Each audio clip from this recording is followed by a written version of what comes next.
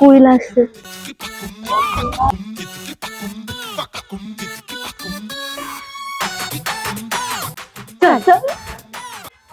ভাই আমার ব্যাগটা ধর, এবার ওর ব্যাগটাও ধর। ধর।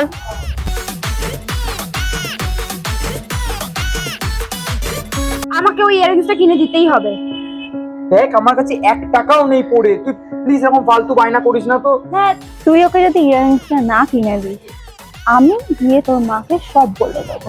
এই তোমরা দুজন মিলে প্ল্যান করে আমাকে ফাঁসাচ্ছ, সব বুঝছি। হ্যাঁ ঠিক আছে। ইয়ারিংসটা কিনে দে। সত্যি আমি কত লাকি, তাই না? মানে প্রতিটা ছেলেরই স্বপ্ন থাকে যে তার গার্লফ্রেন্ডের সাথে তার দিদির ভালো সম্পর্ক হবে। এ ভাই ভাই, বলছি যে তোরা নিশ্চয়ই আবার কিছু কিছু প্ল্যান করেছিস নিশ্চয়ই।